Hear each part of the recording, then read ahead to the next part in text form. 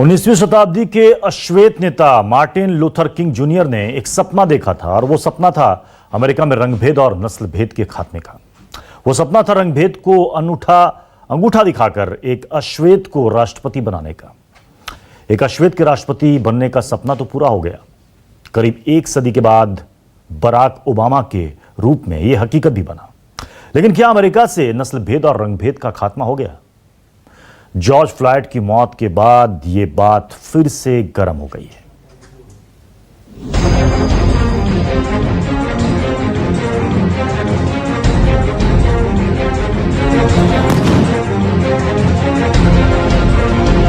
एक गोरे पुलिस अधिकारी के हाथों एक निहत्थे काले नागरिक की हत्या के विरोध में पूरा अमेरिका गुस्से से उबल रहा है।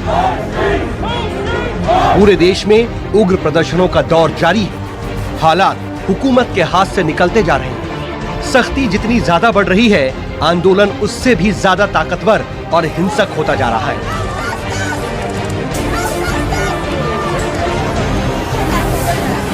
जनता के आक्रोश की लपटों से अमेरिकी राष्ट्रपति का निवास व्हाइट हाउस भी बच नहीं पाया। हालात इतने गंभीर हुए कि राष्ट्रपति को सुरक्षा के लिए व्हाइट हाउस के बंकर तक में ले जाना पड़ा।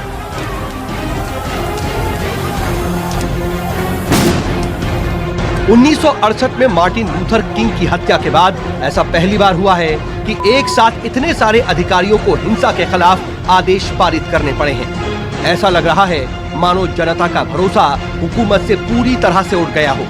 हुकूमत का हर आदेश प्रदर्शनकारियों को दमन की नई चाल दिख रही हो। सड़कों पर उतरे लोग ये मानने को तैयार ही नहीं कि सरकार इस नस्ल भेदी और रंग भेदी नफरत का अंत चाहती है।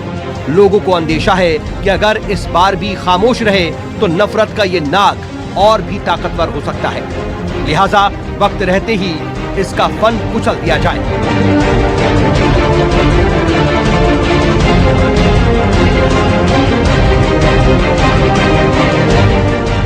अश्वेतों के अधिकारों के लिए जिंदगी कुर्बान कर देने वाले सामाजिक कार्यकर्ता मार्टिन लूथर किंग जूनियर ने एक सपना देखा था।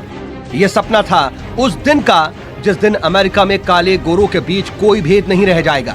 लेकिन मार्टिन लूथर की हत्या कर दी गई और उनकी हत्या के 52 सालों के बाद भी उनका ये सपना अधूरा है। उनके अमेरिका में अभी भी काले गोरे का भेद है।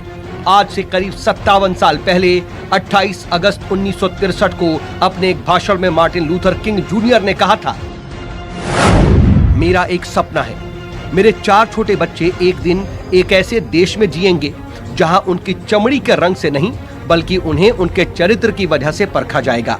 मेरा आज ये सपना है जब हम आजादी का संगीत बजाने की इजाजत देंगे, जब ये संगीत हर शहर, हर गांव, हर राज्य में बजने देंगे, जब सब ईश्वर के बच्चे काले, गोरे, यहूदी, प्रोटेस्टेंट्स, कैथोलिक एक साथ हाथ मिला लेंगे और पुराना धार्मिक गीत गाएंगे। आखिरकार हम आजाद हैं, हम आजाद हैं। 12 साल पहले जब बराक ओबामा अमेरिका के पहले अश्वेत राष्ट्रपति बने, तब पूरी दुनिया को यही लगा कि अमेरिका अब नस्ल भेद और रंग भेद से आजाद हो गया है। अमेरिकियों ने इस ऐतिहासिक बुराई का अंत कर दिया है। लेकिन ओबामा के राष्ट्रपति रहते ही वहां बार बार नस्ल भेदी नफरत ने फन उठाया। अमेरिकी समाज के संपन्न गोरे लोगों और पुलिस प्रशासन में जड़े जमाए रंगभेदी सोच वाले लोगों की कीमत वहां रहने वाले अश्वेत लोगों को चुकानी पड़ती है। एक पुलिस अधिकारी के हाथों जॉर्ज फ्लॉयड की हत्या भी उसी मानसिकता की बानगी है। जॉर्ज फ्लॉयड की मौत के बाद अमेरिका में एक बार फिर से काले और गोरे के भेदभाव पर बहस तेज हो गई है। लेकिन सच्चाई यही है कि अमेरिका में कालों के साथ हमेशा ज्यादती होती रही है, भेदभाव होते रहे हैं।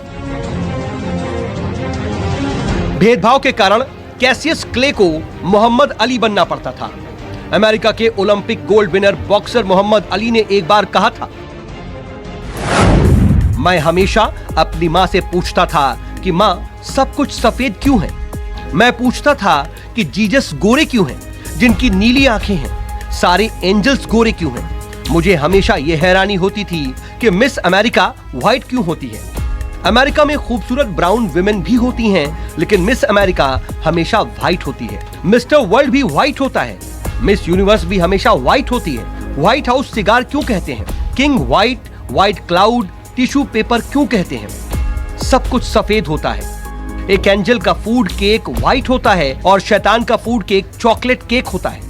और राष्ट्रपति व्हाइट हाउस में रहते हैं, जो खराब होता है उसे ब्लैक कहते हैं। काली बिल्ली को बैड लक माना जाता है। अगर मैं आपको धमकी देता हूं तो मैं ब्लैकमेल करता हूं, इसे व्हाइट मेल क्यों नहीं कहा जाता? 46 साल के जॉर्ज फ्लॉयड भी एक अफ्रीकन अमेरिकन थे।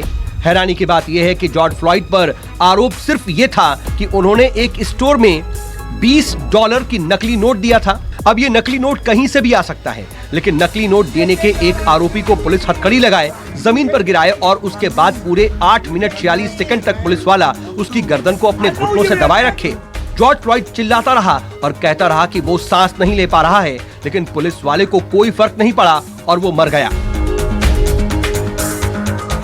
अमेरिका में अश्वेतों की मौत सिस्टम का दोष भर नहीं, बल्कि सिस्टम यही है। चाहे पुलिस की हिंसा हो या फिर अस्पतालों में खराब इलाज, तभी तो एक शख्स सिर्फ सांस लेने की ख्वाहिश रखता है, लेकिन पुलिस को ये भी नागवार गुजरता है और बिना किसी अदालती आदेश के उसे सरेआम मार दिया जाता है। पुलिस के हाथों जॉर्ज फ्लॉयड की मौत ने हॉलीवुड को भी बेचैन कर दिया। हॉलीवुड के मशहूर कलाकार जॉर्ज क्लूनी ने अमेरिका में बिगड़े हालात के लिए सीधे सीधे राष्ट्रपति ट्रंप को कसूरवार ठहराया।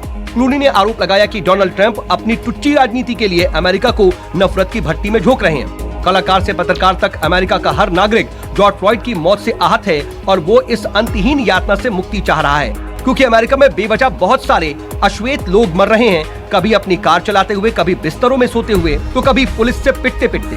काले बच्चे भी इसी तरह से मार झेल रहे हैं, कभी खेलते हुए, कभी आइसक्रीम खाते हुए, कभी अस्पताल में इलाज और दवा की कमी से। Bureau report, news 24।